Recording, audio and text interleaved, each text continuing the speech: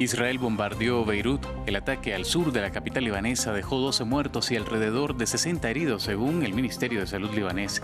Entre ellos estaba Ibrahim Akil, un alto cargo militar de Hezbollah, y otros 10 militantes del grupo, según Israel. Hubo bombardeos también en la frontera entre Israel y Líbano. Rusia avanza en el Donbass hacia la ciudad de Pokrovsk, mientras en la región rusa de Kursk, el Kremlin reveló imágenes de evacuaciones en aldeas cercanas a la frontera ucraniana y prometió recuperar el control. Ursula von der Leyen, jefa del Ejecutivo Comunitario, prometió en Kiev más ayuda financiera para Ucrania. Venían por mí. Edmundo González Urrutia afirmó este viernes en una entrevista con la agencia Reuters que se refugió en la Embajada de España en Venezuela después de haber sido advertido de que las fuerzas de seguridad de Nicolás Maduro planeaban detenerlo. González dijo temer ser víctima de tortura. Bienvenidos, es una nueva edición de noticias aquí en France 24 en español. Les saluda Jorge Hurtado. Vamos a comenzar en Medio Oriente. Israel intensificó su ofensiva contra Hezbollah con un bombardeo en Beirut que dejó al menos 12 muertos y cerca de 60 heridos según las autoridades libanesas. Al menos 2 edificios residenciales se derrumbaron tras el ataque. El ministro de Defensa de Israel, Yoav Gallant, describió el conflicto con Hezbollah como una nueva fase de la guerra. Se cree que el objetivo del ataque era Ibrahim Akil, un alto cargo de Hezbollah, cuya muerte fue confirmada. Junto a él también murieron unos 10 altos comandantes de Hezbollah, según el portavoz militar de Israel. En las últimas horas también el ejército israelí bombardeó el sur del Líbano, donde el conflicto se viene intensificando en los últimos meses.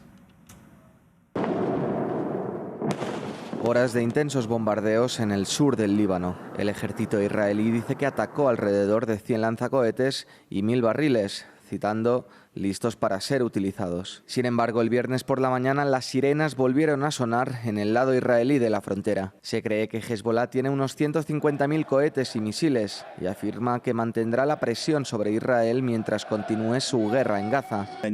Irán puede enviar a Hezbollah tantas armas como necesite. Hezbollah tiene todo un panel de armas que no tenía en su última guerra con Israel en 2006. Tras el ataque masivo contra los dispositivos de comunicación de Hezbollah, atribuido a Israel, que no ha reivindicado ni negado su autoría, países, incluidos los aliados de Israel, han instado a todas las partes a desescalar. Seguiremos apoyando el derecho de Israel a defenderse, pero no queremos ver a ninguna de las partes escalar el conflicto. Punto. Pero el gobierno de Israel dijo que tiene la intención de intensificar la presión militar. Nuestro objetivo es garantizar el regreso seguro de las comunidades del norte de Israel a sus hogares. A medida que pase el tiempo, Hezbollah pagará un precio cada vez mayor. El líder de Hezbollah declaró horas antes que su grupo está preparado para luchar, incluso en el caso de que Israel lance una invasión terrestre. Deseamos que entren en nuestro territorio libanés, lo deseamos. En cuanto se mueve un tanque o un vehículo, la resistencia lo bombardea. A ambos lados de la frontera los pueblos llevan meses vacíos. Sus habitantes han sido desplazados a zonas más seguras. Y un incendio arrasó un bosque de los Altos del Golán ocupados por Israel poco después de que las sirenas de ataque aéreo sonaran en la zona y se activara el sistema de defensa antimisiles. El conflicto, en constante tensión desde el inicio de la guerra en Gaza, se intensificó esta semana con un ataque contra equipos electrónicos usados por Hezbollah, en el que murieron 37 personas. Aunque el grupo libanés acusa a Israel de estar detrás del ataque, el gobierno israelí no ha confirmado ni desmentido su participación. Y los combates continúan en la franja de Gaza. El Ministerio de Salud gazatí informó que al menos 14 personas murieron en bombardeos israelíes en las últimas horas. 8 de las víctimas fallecieron en el campo de refugiados de Nuseirat, mientras que otras 6 perdieron la vida en un ataque aéreo contra una casa en el norte de la ciudad de Gaza. Vamos a cambiar de tema. Rusia reveló imágenes de evacuaciones en aldeas cercanas a la frontera ucraniana en la región de Kursk, mientras Moscú intensificaba sus esfuerzos por recuperar el control del territorio arrebatado por Kiev. El movimiento de las evacuaciones fronterizas no estaba claro, pero ocurrieron un día después de que Moscú inició lo que parecía una contraofensiva destinada a expulsar a Ucrania del territorio fronterizo. Por su parte, el ejército ruso avanza en el Donbass hacia la ciudad de Pokrovsk. Ahí está Catalina Gómez Ángel, corresponsal en Ucrania de France 24, y nos informa.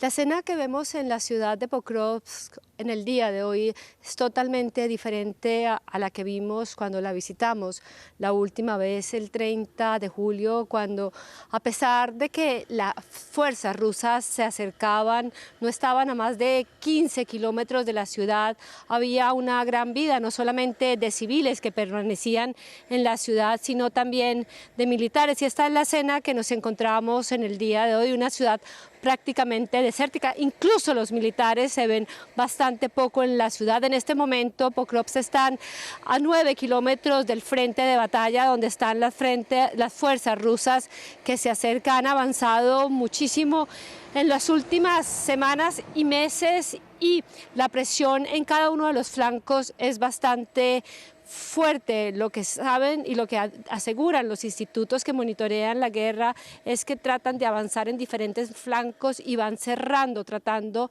de encerrar poblaciones e ir avanzando. Esto ha sido bastante sorpresivo en Ucrania. Recordemos que ofensivas como la de Bakhmut o Avdiivka, las más grandes que se han vivido en el Donbass en el último año, tardaron muchísimos meses, más sin embargo no es lo que está pasando en este momento en Pokrovsk. Hablábamos con el jefe de la administración militar, nos decían que habían llevado a cabo una gran campaña para evacuar a la población, pero siguen habiendo algunos miles de personas que permanecen aquí, incluidos 150 niños. Todo el tiempo sentimos ataques, entradas y salidas, y es aquí donde temen que esta ciudad termine por convertirse en una nueva Bakhmut.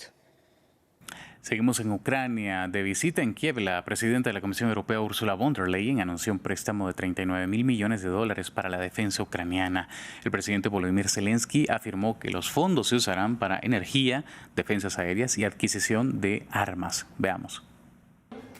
Ucrania recibe un nuevo respaldo de Europa. La presidenta de la Comisión Europea, Ursula von der Leyen, viajó aquí por octava vez desde el inicio de la invasión rusa. Allí se reunió con el presidente ucraniano Volodymyr Zelensky. Los incesantes ataques de Rusia hacen necesario un mayor apoyo. Por eso me complace anunciar que hoy la Comisión ha adoptado propuestas que permitirán a la Unión Europea prestar 35.000 millones de euros de la promesa del G7. Se trata de un paso adelante.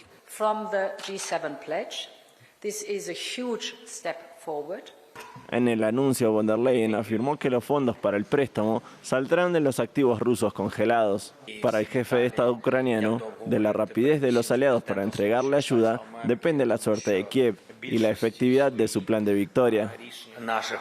Todo el plan se basa en decisiones rápidas de nuestros socios. El plan se basa en decisiones que deberían tomarse entre octubre y diciembre, y no en retrasar estos procesos. Desde Rusia, la portavoz del Ministerio de Exteriores criticó este aporte de la Unión Europea, a quien acusaron de robar los fondos privados rusos. No es exagerado decir que estos hechos de robo a gran escala de activos rusos finalmente anularán la autoridad y la confianza de la comunidad internacional en la Unión Europea, y la propia Unión Europea será arrojada a la periferia de todos los procesos globales.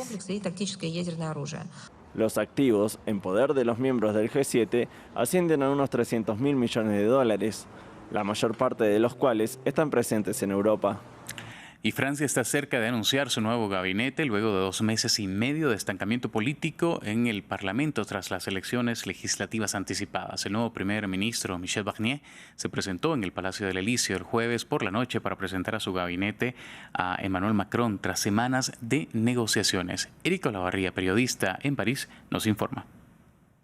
Ayer decíamos que todos los nombres parecían agradar al presidente Emmanuel Macron, sin embargo hoy se ha sabido que ha pedido él que se elimine uno de esos nombres, el de la senadora del partido de derecha Los Republicanos, el mismo de Michel Barnier, Laurence Garnier, que había sido o que se presumía como ministra de la familia. ¿Y por qué sacarla? Pues porque ella, primero que nada, fue muy conocida en la época de la manifestación en contra del matrimonio homosexual. Ella estaba justamente en contra del matrimonio homosexual y este año se opuso a la inscripción del derecho al aborto en la Constitución y a otros temas de familia. como por ejemplo las terapias de conversión, ¿no? Para las personas homosexuales este año, hace algunos años ya se prohibieron, pues ella estaba porque se mantuvieran y se permitieran. Así que ese nombre ha salido. Hay otro problema también, y es que el partido Modem, aliado del gobierno de Emmanuel Macron, que tiene 2 ministros según ha trascendido, pues está todavía decidiendo si forma parte de ese nuevo gobierno de Michel Barnier o no. Hay un 80%, dicen, de los diputados de este partido que no quieren participar, aparentemente sienten que les han dado pocas carteras, así que es otro punto que debe solucionarse este día viernes y que podría llevar justamente a una reformulación de ese gabinete. Y por otra parte, un ministro que ayer se decía no iba a seguir, hoy ha confirmado en la red social Twitter X que no va a seguir, es el ministro del Interior, Gérald Darmanin. Recordemos que él quería ese cargo, pues se lo han dado a Bruno Retailleau de la derecha y por lo tanto él dijo que se despide, se va a dedicar a ser diputado. Recordemos que fue electo en las pasadas elecciones y agradeció al personal de las policías y gendarmería por su entrega y trabajo. El Tribunal de Avignon, en el sur de Francia, decidió este viernes que las imágenes de las violaciones a Gisèle Pelicot se proyectarán a puerta cerrada, una medida que ha sido criticada por la principal víctima, quien dice buscar un cambio en la sociedad. Gisèle Pelicot, de 71 años, fue drogada durante una década por su entonces esposo, Dominique Pelicot, para ser violada por él y decenas de desconocidos. Ahora él y más de 50 hombres se enfrentan a un juicio en el que podrían ser condenados a 20 años de prisión. El ciclón Boris continúa devastando a parte de Europa. El fenómeno climático que ya cruzó por Europa Central y el norte de Italia dejó hasta el momento 24 muertos y miles de personas damnificadas. El gobierno polaco desplegó a unidades del ejército para monitorear las inundaciones, mientras que en Hungría los equipos de emergencia se preparan para una subida récord del río Danubio en las inmediaciones de Budapest. Diego Bassani nos cuenta más. Las inundaciones continúan asolando el viejo continente. Luego de devastar varios países de Europa Central y el norte de Italia, el ciclón Boris deja más de 20 muertos y miles de hogares bajo el agua. En la región italiana de Emilia-Romagna, los equipos de rescate empezaron las labores de limpieza. Las autoridades buscan a 2 desaparecidos y luchan por devolver a su casa a más de 1.000 personas que fueron evacuadas preventivamente. La gente en este momento es traumatizada. La gente está traumatizada y muy desmotivada. Algunas personas ya habían reconstruido sus casas tras inundaciones anteriores y ahora deben comenzar todo de nuevo. Es duro y hay mucho malestar. En Polonia, el gobierno ha desplegado a cientos de efectivos del ejército para patrullar las zonas inundadas y reforzar los diques fluviales en el sur del país. Entre tanto, Hungría espera que las inundaciones provocadas por la crecida del río Danubio alcancen su máximo en la capital, Budapest, este viernes. Los residentes y los equipos de emergencia se apresuran para construir diques con sacos de arena para evitar una inundación en la ciudad. Hay inundaciones cada vez más grandes. Los bosques de las montañas se han talado y por eso las inundaciones llegan de repente. Pero este ciclón ha sido más fuerte, ha sido diferente. Las inundaciones ocasionadas por el ciclón Boris han sido las peores en Europa Central en al menos 2 décadas. Con el objetivo de acelerar las labores de reconstrucción, este jueves la Comisión Europea ha anunciado un paquete de ayudas para los damnificados de 10.000 millones de euros. Y en otras noticias, el opositor venezolano Edmundo González Urrutia afirmó este viernes que faltan unos meses para su regreso a Venezuela. En una entrevista exclusiva con la agencia Reuters, señaló que están apuntando a que el 10 de enero exista una transición en paz. González narró los motivos que lo llevaron a buscar refugio inicialmente en la Embajada de Países Bajos y luego en la de España, tras haber sido advertido de que las fuerzas de seguridad de Nicolás Maduro planeaban detenerlo. Escuchemos. Un funcionario de seguridad que trabajaba conmigo me llamó aparte para decirme que había tenido informaciones de los organismos de seguridad que venían por mí y que era lo más prudente era que nos retirara. Ellos están en este momento en Venezuela, ellos es una familia con 2 hijos y que yo confío, y así se lo transmití en las conversaciones con el vicepresidente, que no hubiese riesgo alguno para ellos. Yo confío que eso fue parte de la negociación. Esos son un documento de garantías que yo firmé. De esta forma llegamos al final de esta edición. Usted continúe con más de la programación regular de France 24 en español.